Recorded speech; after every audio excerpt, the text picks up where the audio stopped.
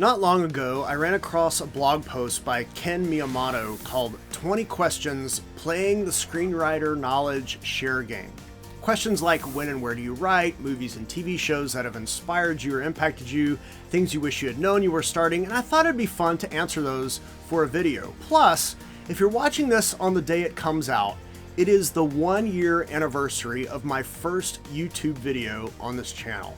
So I'm going to talk about that too a little bit, about halfway through the questions. And if you want to play along and answer some of these questions, feel free to take a question or several and answer them in the comments. If you do that, be sure to post the question you're answering and then your answer. And on top of that, I have a huge announcement about my screenwriting fast track course, which I'll mention at the end. So be sure to stick around for that.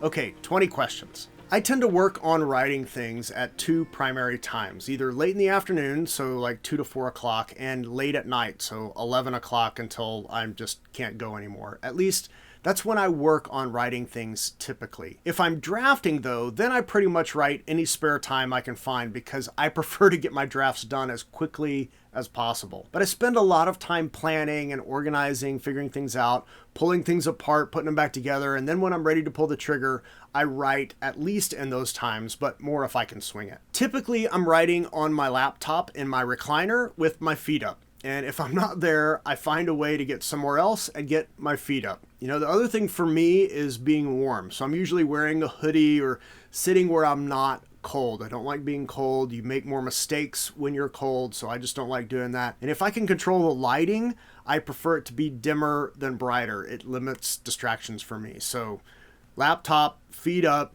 dim light, warm, good to go. Stories that excite me are redemption stories. I mean, I love stories when someone is lost or on the outs or ostracized who then fights to find a way back, who finds forgiveness or finds purpose, who's able to get their life put back together. But I also equally love stories where a character is destined for something great and they eventually become, through great struggle, that great thing. So basically, I love Westerns and fantasy stories. Inspired is such a broad word to me, so I'm going to refine this question as movies that have impacted me. And I could list several, but I think I'm probably going to go with The Matrix. There are so many reasons why I love this film. You know, maybe I'm going to have to do a video on that in the future. But it's a story about someone destined to be great. There's great struggle, and they figure it out as the story moves along. There's so many things in The Matrix that are great. And who just doesn't like to hear, Mr. Anderson? A second movie that's impacted me significantly was Jurassic Park. I mean, I love stories, of course, and Michael Crichton is one of my favorite authors, but I also realize that stories aren't real, okay? I understand things are fiction, things are fake, and I know in Jurassic Park, the dinosaurs, they're CGI, they're animatronic, I know all of that.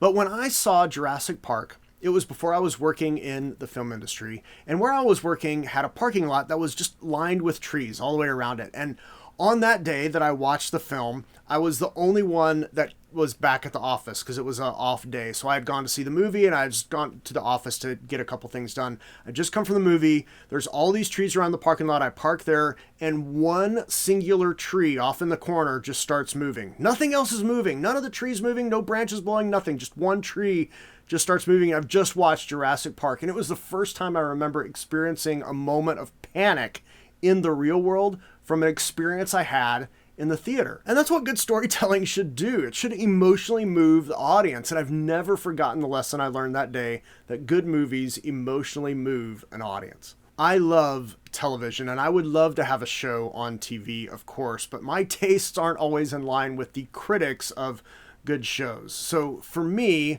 one show that I've watched through several times that I love is Person of Interest. I love the characters, I love the premise, I love the tools of storytelling that are employed, I love how the episodes are both episodic and serialized. It's a great example of a hybrid show. There's so many things that I love about it, and if there was any show that I wish I had created and written, it's Person of Interest. Now this gets hard because I could pick from a smattering of a bunch of different shows, you know, Psych and Monk, and House, Battlestar Galactica, Star Trek Next Generation, Deep Space Nine, Arrow, Stargate, Alias, Lost, a host of others. And I could even go like old school and be like the A-Team and Predator and Quantum Leap. But as I thought about this one and what I would put on my list as second, I just kept coming back to Friday Night Lights. And I'm not even a big football fan, but the structure of the stories, the way the drama and secrets are handled in a non-exasperating way for the audience, how the characters' dynamics just change throughout. Plus you've got Kyle Chandler, Connie Britton, and Taylor Kitsch. I mean, it's just a show that hits on all cylinders, and the pilot is excellent. I really love Friday Night Lights. I've already mentioned Michael Crichton, and I'm going to mention two more because I'm not really sure which one has impacted me more. J.J. Abrams and Peter Berg. JJ has simply been a part of many of the stories I love, and one of the things I've learned from him is an outlining method that I pretty much use on every feature film I write using a modified clock. And if you want to know more about that, that's something we talk about in the Screenplay Navigator coaching program, by the way. But it's a great tool for pacing and planning your pacing.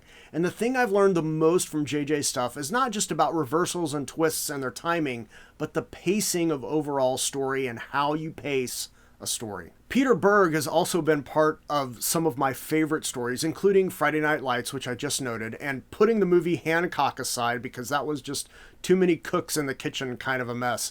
Pete's really great at drawing out the emotional moments that characters are wrestling with, especially in what we might think of as high action or high tension moments. There's all this stuff going on, and yet he manages to draw out a great character beat, a great character moment. And so many times when writing, we fall into the trap of just trying to get through the story beats. So they got to get here to here to here, especially in those action kind of things. But the character beats and the moments is where the money is at. And I learned that from Pete. Ultimately, you have to write a story that you care deeply about telling. I mean, if you don't care about it, you're already done. Everything's going to feel flat. Doesn't matter how good everything else is. It's just going to feel flat. And even if you get to the point where you're writing on assignment or someone is paying you to write a script that you didn't create, you've still got to find the kernel of the story that you care about telling. Because if you don't, the story is just not going to work. It's going to feel too orchestrated, too contrived, too flat. But if you deeply care about it, well, that's going to shake out in the story, and your story is going to be much better. 100% I outline before I write. I actually probably spend more time outlining than actually writing because it's so important to make sure you have a solid story. And if you don't have a solid story, you're in serious trouble. So I actually don't write anything without some semblance of an outline. Now, that doesn't mean I have a detailed outline every time. I don't.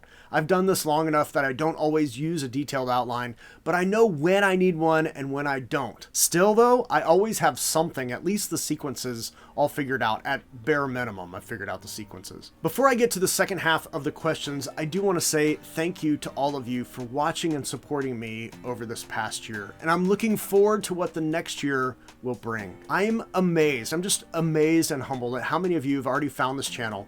And those of you who've shared my videos with your friends and those who love stories and storytelling. And I'm just so thankful for all the likes and comments, not to mention those of you who have subscribed and who regularly watch my videos. A year ago today, I posted my first video on YouTube.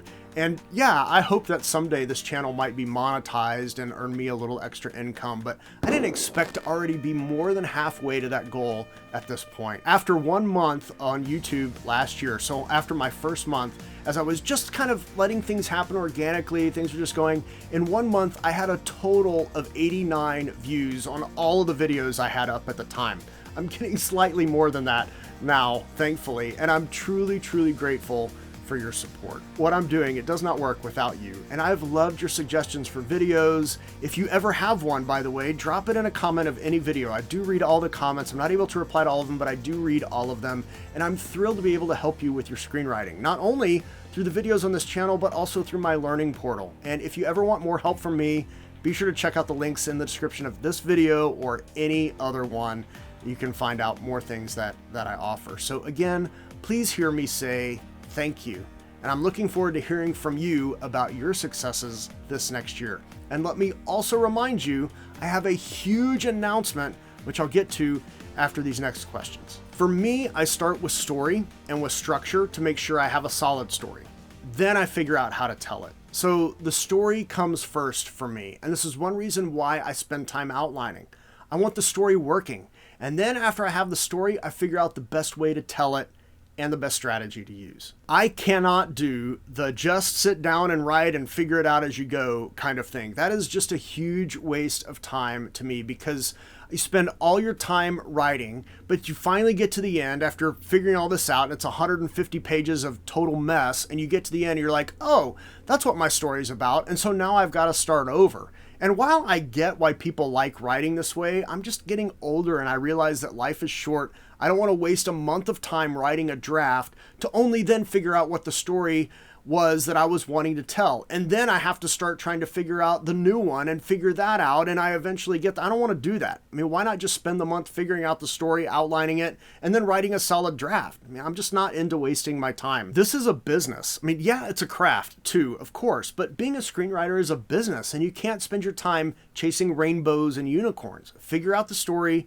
and then write it. I mean, don't waste your time just trying to find it along the way. That's an exercise in frustration. My 11th grade English teacher, Mrs. Civarolo, or Mrs. C, as we called her, gave us an assignment where we had to create a newspaper based on the events of a book that we were reading at the time. And while, yeah, it was a newspaper, kind of, we made everything up, as that was the nature of the assignment. And I loved it. And that's the first time I remember writing something creative, and I was hooked. I think I ended up writing about half of our group's portions for the newspaper, and I didn't care because I loved every bit of it. And after that, I started trying to write short stories or ideas for songs or anything that had a story-based element, and I will forever be grateful to Mrs. C. The first movie I remember seeing in the theater was the original Star Wars. I remember standing in line with my dad, I think I was 5, to buy tickets. I remember sitting in the theater about 3/4 of the way back, which is where I prefer to sit even to this day when I'm at a theater. I just remember being amazed at everything. Star Wars always be my favorite movie. Besides keeping all of my Star Wars figures in their original packaging so I could already be a millionaire, or that I should have invested in Google and Amazon and Apple, besides that, I wish I would have learned to appreciate the craft of storytelling sooner. I wish I would have learned that storytelling's a valuable tool for anyone to have, and I wish I would have begun to take the time to learn the craft much sooner than I did. The most difficult thing for me has changed over time. I mean, right now, just because of things going on in my personal life and in dealing with my wife's health, having a consistent time to write is the most difficult. I'm starting to kind of sort that out. But one thing I've learned over the last few years as my wife's been battling cancer is that life is precious and every day is a gift. So I really try to not take anything for granted. But when I am making time to write and I'm working through the writing process, the most difficult part for me are two things: deciding what I'm going to write next and embarking on the first revision. In both cases, you are kind of committing to a path that you know is going to be a long path, and I tend to just hem and haw about those things a lot. I just kind of dread them. And once I start doing them, I'm fine. But starting those sections of the process have always been hard for me. There's two things that I love. Actually, writing scenes is one. I love that part. It's fun. I laugh. I cry. I totally get into it. It's just, I love writing scenes. And the other thing I love is finishing the last revision and knowing I'm done. It's so great to get there, and then you reread it and you're like, oh, this is so good. I can't wait to send it out. I love that part. Honestly, it's a fickle business. I mean, of course, I'd like to have a few films that were sold and actually produced, and I'm now working on a new set of stories in the Star Wars universe. I mean, of course, something like that would be awesome, but I'm also fully expecting that no matter what happens with production stuff, I'm still going to be here with you, helping you become a better screenwriter. I mean, there are stories that only you can tell, and I love helping and teaching and transforming other screenwriters into master storytellers who tell stories that matter. So I don't know where I'm going to be in 5 years. I mean, all my kids are going to be in or out of college by then. I hope and pray that God heals my wife and that we're still kicking it together. I just want to live today as best I can. Each day has enough trouble of its own. So I'll just live fully today and I'll worry about tomorrow later. And that's not to say that I don't have aspirations for the future, that I won't work to try and see those things come to fruition. But it is to say that I know each day is a gift, and I'm just going to cherish every day as best I can and do the best I can. I'm the story guy. If your story is broken, I can help you fix it. When I get paid to work on or rewrite a script, I'm getting paid to fix the story. That's why I get hired. And because I understand how story and storytelling work, I can also solve most of the storytelling problems along the way. As a result, I get to work on a lot of different things, but a story is a story is a story, and I love stories. And if you're not sure what is or isn't working, I can tell you. But if we're talking about my own stories, I'm the redemption guy. I love stories about redemption, as I've already mentioned. So if you're reading something of mine, there is an element of redemption in it, of lost and being found, of someone becoming who they need to become. That's me. That's what I write. Now, most people don't know that my first paid job was as a snow ski instructor. I love skiing. My favorite place to be is on top of any mountain, like literally on top of the mountain. And my time as a ski instructor was great. But it also just kind of speaks to a theme in my life of being a teacher. I love helping other people learn. And nearly every paid job I've had has been in some way related to teaching. But yeah, first job, ski instructor. Still, a teacher. Okay, the huge announcement about my screenwriting fast track course. I typically don't run sales or have discounts to my online courses and programs, but I'm doing it this year, and until midnight tonight Pacific time, if you use the code that's on the screen right now at checkout, you can get 20% off any of my screenwriting fast track courses. So whether you choose the essentials, the complete, or the premium tier, you can get 20% off of it. A link is below to learn more information about that course and to sign up for it.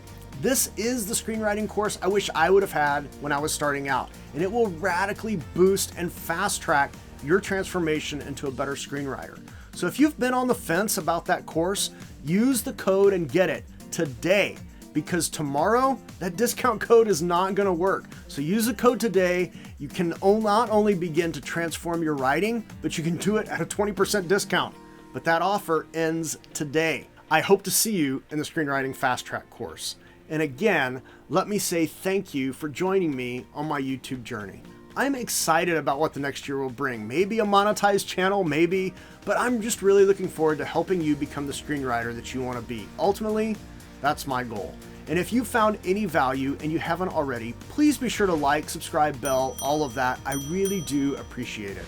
And if you want to further support me and this channel, I also have a Patreon link below, and I put archived videos there. You can get some swag and other things by being a patron. So if you're so inclined, there's another way to support me and this channel, and I would really appreciate it. And as always, when you go to tell a story that matters. See you later.